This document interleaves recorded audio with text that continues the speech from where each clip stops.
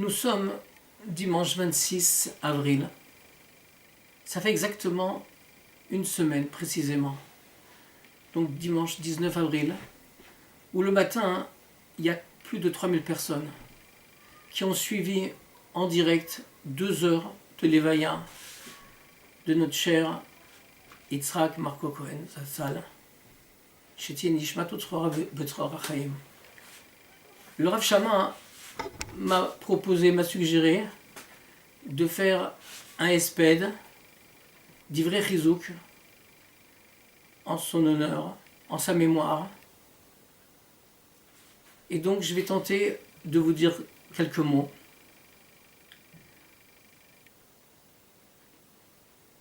Le vendredi qui a précédé, à 8h du matin, j'ai reçu un message de ma fille d'Eretz Israël qui m'a dit « Marco est parti. C'est un monde qui s'écroule. » C'était exactement ça. Depuis une semaine, chaque fois que je pense à Marco, à Yitzhak, je ressens en effet que c'est un monde qui s'écroule. Et il suffit de lire, d'entendre tous les témoignages, toutes les réactions de tout un chacun, eh bien, en fait, tout le monde ressent cette même chose. Comment est-ce possible qu'il y ait cette unanimité ? C'est pas que Marco, c'est quelqu'un qu'on appréciait pour telle ou telle chose. On ressentait en Marco quelque chose de très très très spécial. C'était un monument, c'était un grand homme. Et ça, c'était ressenti sans exception par tout le monde. Qu'est-ce qui se cache là derrière ? Tout simplement, je dirais que Marco, c'était le symbole de l'homme accompli. De l'homme qui savait, qui était assis sur des bases, mais des bases extrêmement solides. Et on va essayer de comprendre ensemble quelles sont ces bases. Et j'ai trouvé un mamar de Rav Rabinovitch sur Sfirat HaOmer qui correspond exactement à cette période que nous vivons actuellement, mais aussi à Marco. Et donc on va essayer de voir ensemble qu'est-ce qu'il veut dire par là. Il nous cite cette fameuse Mishnah de Pirkei Avot qu'on a lue il y a une semaine, où Shimon HaTzadik dit, ou Aya Omer, Al Shlosha Dvarim Ha'olam Omed. Le monde tient sur 3 choses. À la Torah, à la Avoda, à Gmilut Chasadim. La Torah, bien évidemment, c'est l'Imoda Torah. La Avoda, eh bien, à l'époque, c'était les Korbanot, ça a été remplacé par la Tfila, donc de nos jours, c'est la Tfila, et Gmilut Chasadim, le Chesed. Il va ensuite définir Gmilut Chasadim comme Shvirat Amidot, le fait de casser ses midot, c'est-à-dire un travail intense sur soi-même. Et il nous dit pourquoi ce chiffre 3 ? Pourquoi est-ce que le monde tient sur ces 3 piliers ? Pourquoi pas 4 ? Il nous donne le machal suivant, la parabole suivante. C'est que un tabouret qui aurait 4 pieds, vous lui enlevez un pied, Bokoshi, difficilement il va pouvoir tenir sur 3 pieds. Mais un tabouret à 3 pieds, vous lui enlevez un pied, il ne peut pas tenir. Il ne tiendra pas. Ça veut dire que le monde tient essentiellement sur 3 choses, mais ces 3 choses sont indispensables. Il faut savoir que l'homme est un olam katan.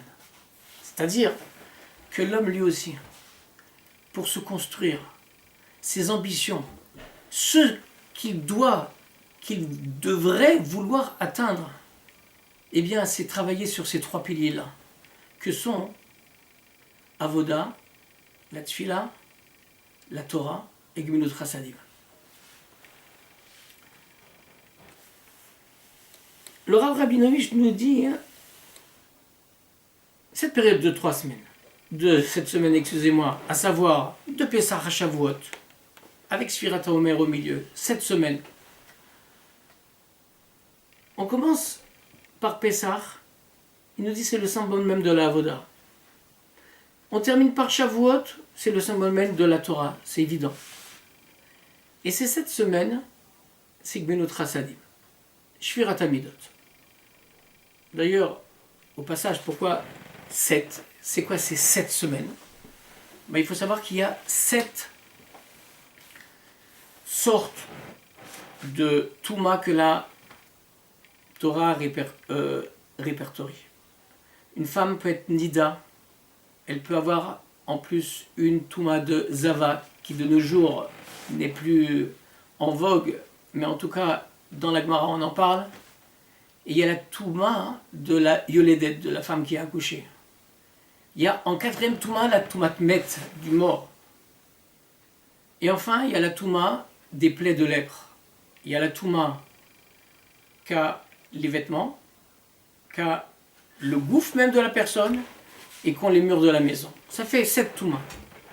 7 Toumot. Et donc, chaque Touma, eh bien, elle se purifie en 7 jours. Comme il y a 7 Toumas, 7 fois 7, ça fait 49, et donc on arrive aux 49 jours de Sfirat HaOmer. Alors on va commencer par Pessah. Le soir même de Pessah, on est à la Shul, et on fait Hallel. Hallel Shalem, avec bracha pour les Sfaradim. Qu'est-ce que c'est Hallel? Les Hallel, c'est remercier Akadosh Baruch Hu. C'est le principe même de la Tfila. Je prie à Akadosh Baruch Hu parce que je veux te dire merci. Je veux te dire merci pour chaque chose que tu me donnes. Et maintenant, vous voyez, dans cette période, on remercie tous les jours quand on se lève. Je respire bien. Merci à Akadosh Baruch Hu. On remercie en permanence Akadosh Baruch Hu. Donc on remercie à Pessah avec ce Hallel. On rentre à la maison, on fait le Seder. Et tout le Seder est basé justement sur le fait de remercier Akadosh Baruch Hu. Avec encore un Hallel dans le Seder. Les Firach Anarnu Chaim Leodot, remercier. Dans l'acte Tfila, il y a 2 aspects. Il y a je remercie et je fais des demandes à Akadosh Baruch Hu. Mais essentiellement, je remercie, je suis Akadosh Baruch Hu veut qu'on le remercie. C'est pas qu'il veut qu'on le remercie pour lui, mais nous avons besoin, nous, de le remercier pour nous-mêmes. Et ensuite, pendant tous les jours de Pessah, bien évidemment, eh bien, le Hallel, où on remercie Akadosh Baruch Hu. Donc, vous voyez comment est-ce que cette période commence par cette avoda de remerciement. Elle termine par le don de la Torah. Le don de la Torah, hein, bon, bien évidemment, Shavuot, Zman Matan Toratenu, c'est l'étude de la Torah. Et bien évidemment, ça fait partie d'un des 3 piliers de la fondation du monde. Mais un homme, il faut bien savoir qu'un homme qui n'a pas un de ces 3 piliers, qui met de côté un de ces 3 piliers, il y a quelque chose qui ne va pas du tout, et il n'arrivera jamais à s'accomplir complètement, à être mouchlam, à être complet, à être intègre, à être parfait. Il ne pourra jamais vouloir tendre à la perfection tant que, eh bien, il n'aspirera pas à travailler sur ces 3 piliers. Et il est bien marqué, Nobriti Yonam Valaila, Chokot Shem Varet Ludos Amti, c'est un pasouk de Yirmiyahu, qui nous dit, Akadosh Baruch Hu nous dit de façon très claire, si mon alliance, c'est-à-dire si ma Torah n'est pas étudiée jour et nuit dans le monde, eh bien tout ce qui concerne la nature, les lois de la nature, le fait que le soleil se lève tous les jours, le fait qu'il pleuve pour que les plantes puissent être arrosées et pousser, eh bien tout ça, tous ces roukim-là que j'ai mis dans la nature, je les retire. Il n'y a pas de Torah, il n'y a plus de monde, c'est la fin du monde. Pour que le monde fonctionne, il faut qu'il y ait de la Torah, il y ait de l'étude de la Torah. Donc, c'est clair. On voit par là qu'un homme ne peut pas commencer à dire « Ah ben moi j'ai étudié la Torah, je suis Tkulo Torah. Mais bon, la Tfila ça m'intéresse pas trop. Vite fait, bien fait. Gminot Rasadim, j'ai pas trop de temps. Moi, je veux étudier. » Alors, celui qui dirait une chose pareille, c'est-à-dire qui délaisse 1 ou 2 piliers de ce que l'on a dit jusqu'à maintenant, Kol Omer en lo la Torah, Afilo Torah en lo. La Gemara dans Yevamot, elle nous dit, celui qui dit, moi je suis Kulo Torah, même la Torah il l'a pas. Donc de la même façon, quelqu'un qui dit, ah moi je veux faire du chesed, mais enfin l'étude de la Torah, ça m'intéresse pas trop, j'ai pas la patience, je veux pas m'investir. Non, impossible. Si tu veux progresser spirituellement, si tu veux t'élever, si tu veux arriver à quelque chose, à être un mensch, à quelqu'un de mouchlam, tu es obligé de t'investir sur ces trois fonds, sur ces trois plans, sur ces trois fronts, en permanence, et de front. Alors, je laisserai Gmilut Chassadim pour la fin, mais je voudrais parler de Marco. On a d'abord parlé de la Avoda. Avoda, donc, l'amour de la Tfila, l'amour du Beth Knesset. Je me souviens encore quand Marco nous a laissés à Torateno et nous a dit voilà, je vous aime bien, mais je vais maintenant m'occuper d'une synagogue qui a besoin de quelqu'un qui la reprenne. Il est parti donc à Emet, un peu plus loin, à environ 1 kilomètre. Il s'est complètement investi pour cette synagogue. Il a tout donné pour cette synagogue. Un lieu de prière. Il était le seul à prendre en charge cette synagogue.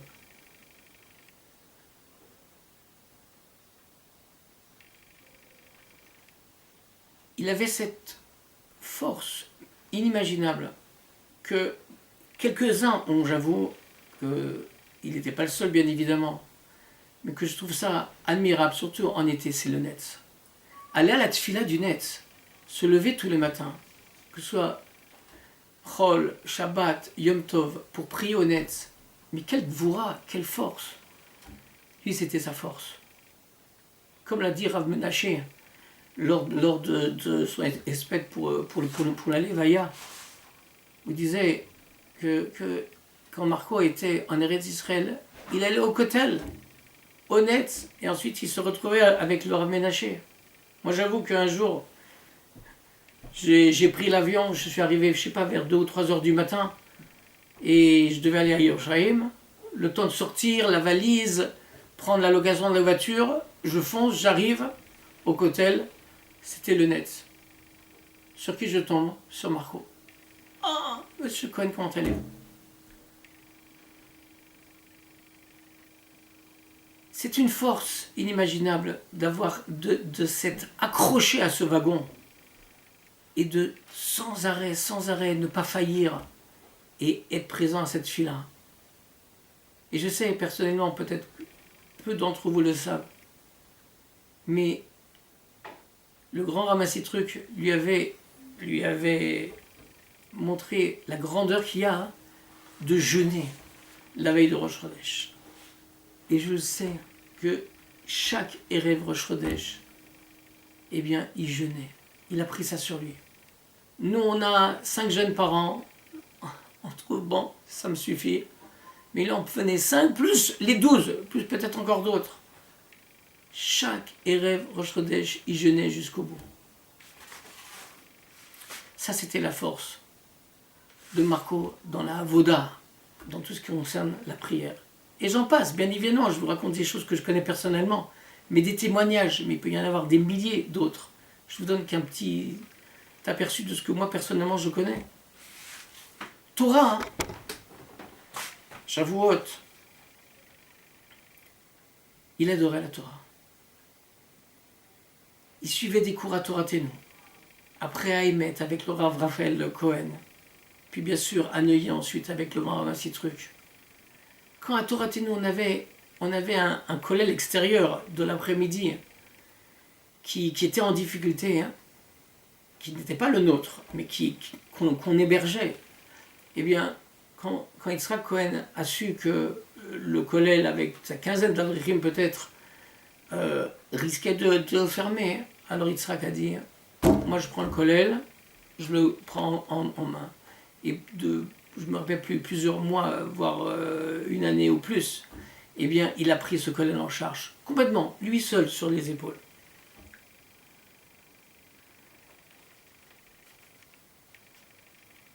Vous savez, c'est marqué aussi dans Pirkei Avot, Yehi betecha bedva'al lechachamim, que ta maison, elle soit un lieu de rassemblement pour les chachamim. Mais la suite dit, Vayi mitabek ba'afar raglehem, ve'eve mitabek ba'afar raglehem. C'est-à-dire, tu dois coller à la poussière des pieds, des talons des chachamim. C'est-à-dire que fais-toi un rave et suis-le. Suis tous ses enseignements. Sois avec lui le maximum que tu peux.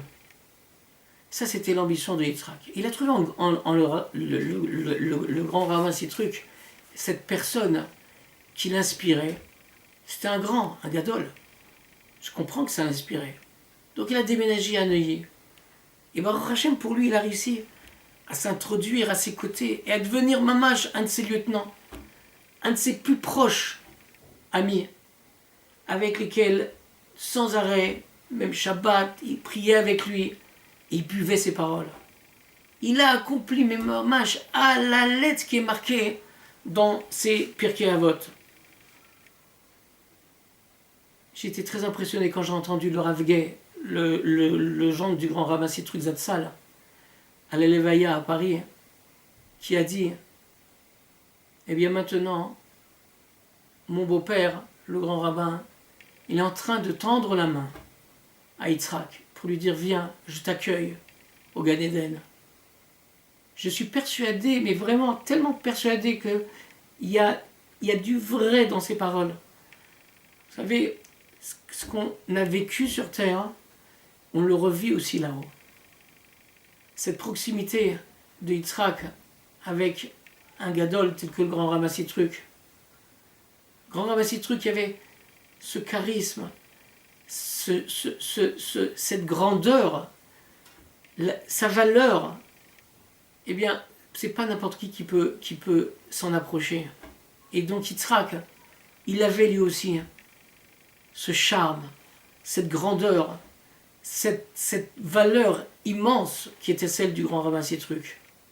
Et il méritait d'être près de lui. Et actuellement, il est près de lui et il le mérite jusqu'à la fin des temps. Alors, le troisième élément, on a parlé du Gemilut Chasadim. Ça, c'est représenté par toute la période des 7 semaines du Homer.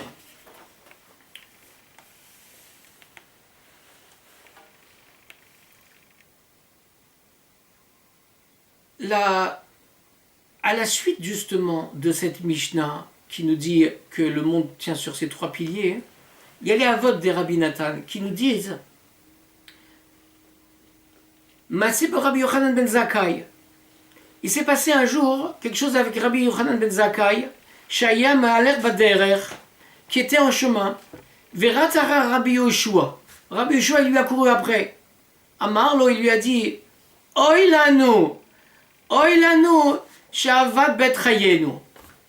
Malheur à nous, le Bet Hamikdash vient d'être détruit.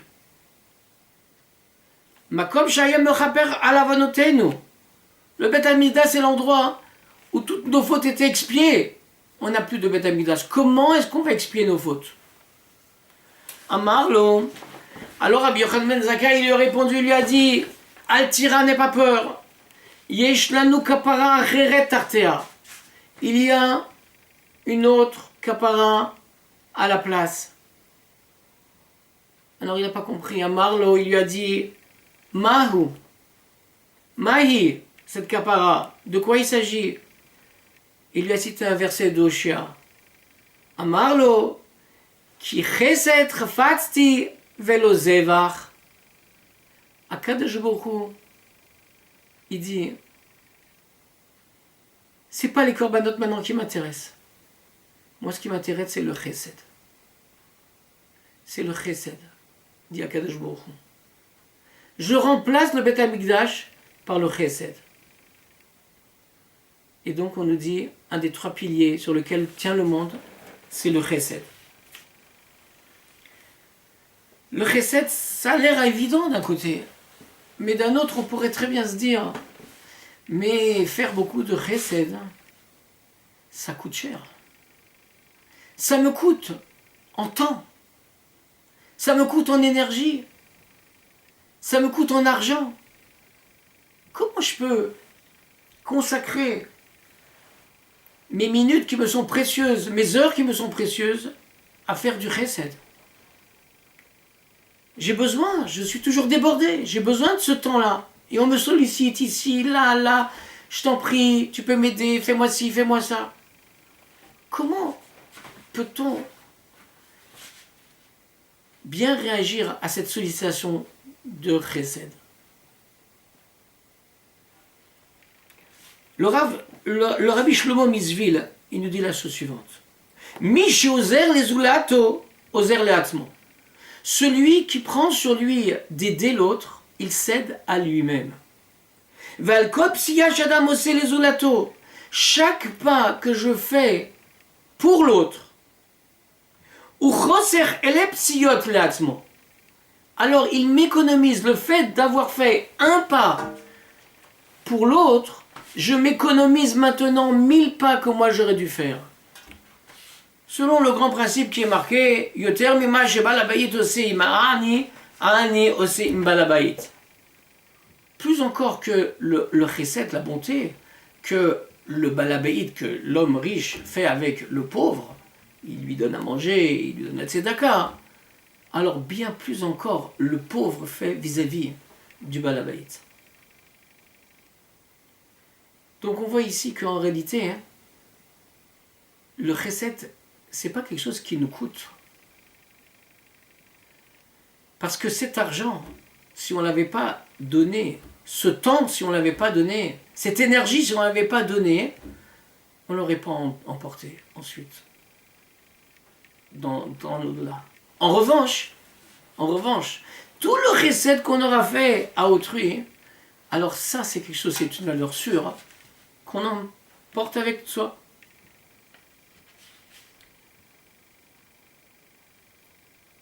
Il y a également quelque chose de très intéressant ici qui est dit à propos de Rabbi Chaim Vital, qui nous dit comment se fait-il que les Chachamim ils nous parlent tellement de chesed, mais notre chassadim, il faut se travailler là-dessus.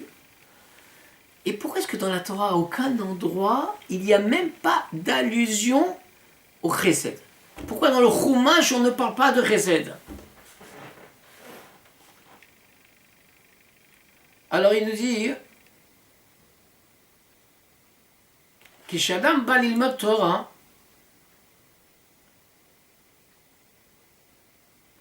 הרי זה בוודאי כבר אחרי שבירת המידות. כי בלי תיקון המידות אי אפשר להגיע ללימוד התורה. Il nous dit, c'est impossible d'étudier la Torah, de comprendre quelque chose, de rentrer dans une souga, de comprendre un Dvar Torah, d'apprécier un Dvar Torah, si avant, on n'avait pas fait un travail sur soi de casser ses midotes, de casser son égoïsme, et donc d'être kulo chesed. C'est seulement quand la personne s'est purifiée en somme de ses tavot, de ses envies égoïstes, qu'elle va pouvoir aborder la Torah.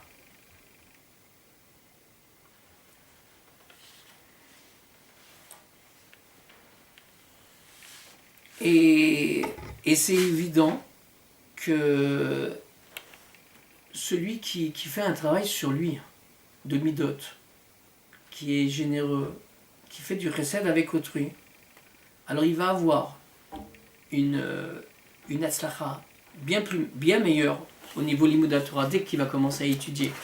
Il termine là-bas en racontant une histoire de Chassim. Il y avait un iglon, c'est-à-dire un cocher qui avait une sorte de diligence. Et quand il commençait sa journée, il voyageait sur un certain chemin. Et il suppliait les gens de les prendre gratuitement dans sa diligence avant d'arriver à son travail. Et on lui demandait, mais comment se fait-il que tu supplies comme ça les gens pour qu'ils montent avec toi?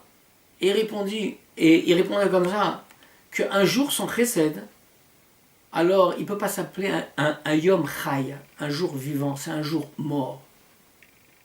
Donc on comprend pourquoi, comment est-ce que les Pirkei Avot ils nous disent que, eh bien, le chesed, le Gemilut Chasadim, c'est le troisième pilier du monde.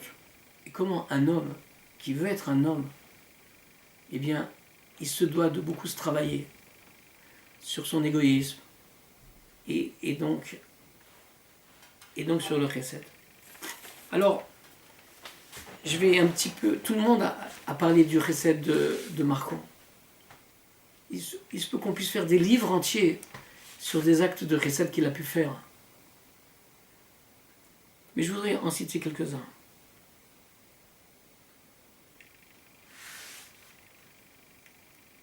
Ici, j'ai marqué que il avait un visage, vous voyez, son approche était un visage toujours rayonnant, souriant. Mais ce qu'on peut voir, c'est qu'en réalité, son visage, il était à l'image de son cœur qui était souvent et rayonnant. Vous savez, j'ai travaillé avec lui. Il y a une époque, pendant quelques années, j'étais son informaticien l'après-midi. Et on parlait beaucoup ensemble. Et un jour, il devait faire une remontrance assez dure à un de ses employés. Il dit, mais c'est un juif. Il disait, non mais attends, on est aujourd'hui vendredi, je lui dirai pas. J'attends dimanche, j'attends le début de la semaine prochaine. Parce que il était très macpide de ne jamais faire de peine à quelqu'un avant Shabbat. Il voulait qu'il passe un bon Shabbat. Il était soucieux sur le Shabbat de la personne. Si j'ai une mauvaise nouvelle à lui annoncer, alors je lui annoncerai lundi. Mais sûrement pas avant Shabbat. Quand j'ai eu sa secrétaire, une de ses secrétaires avec qui je travaillais là-bas, à l'époque, je l'ai eue le jour de la ptira, vendredi.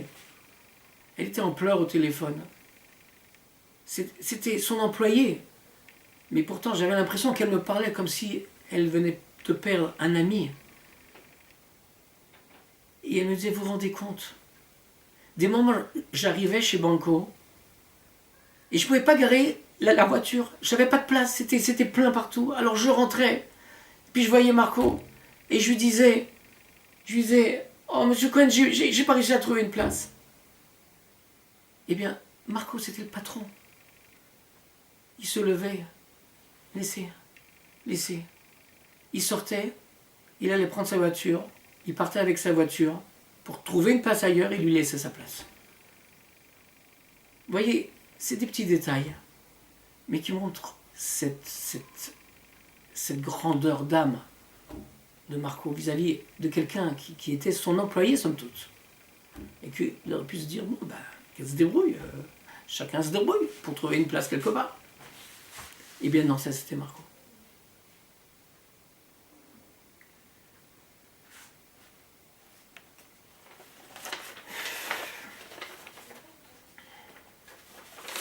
Je voudrais terminer en m'adressant à Madame Cohen.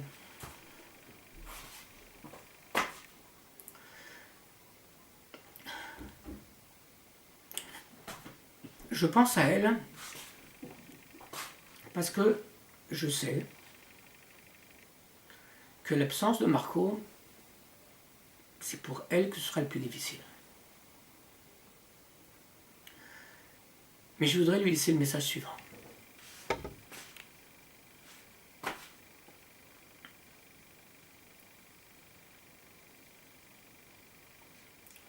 Marco, c'est un grand homme. C'est impossible qu'Akadosh Baruch Hu, il soit mezaveg zivugim, qu'il donne un conjoint à quelqu'un qui n'est pas son niveau. Madame Cohen, vous êtes une grande dame. Vous avez des forces extraordinaires. Et je dirais que de la même façon que la rabbinite Sitruk, après la perte de son mari, a continué l'œuvre de son mari, vous aurez la force de continuer tout ce que votre mari, tout ce que Yitzhak faisait. Vous savez, il y a une Gemara très curieuse que je n'ai pas encore vraiment bien compris, qui dit que le caractère, les centres d'intérêt qu'un homme il a sur Terre, quand il est dans l'au-delà, eh bien, il a les mêmes centres d'intérêt, il a les mêmes caractéristiques. Je dirais que le chesed que Yitzhak a eu toute sa vie durant ici-bas, c'est évident que maintenant, là-haut, il va agir avec le même chesed. Et ça veut dire qu'il va tout faire pour vous donner la force de continuer à vivre sans lui. Mais de continuer à perpétuer son œuvre, de perpétuer tout ce qu'il a pu entreprendre ici. Il va vous donner cette force. Non seulement il va vous donner cette force à vous, mais également bien sûr à vos enfants. Et je suis persuadé, à nous tous, chaque fois qu'on va penser à Marco, qu'on va faire quelque chose pour lui, je suis persuadé qu'on va recevoir en échange des forces extraordinaires de sa part.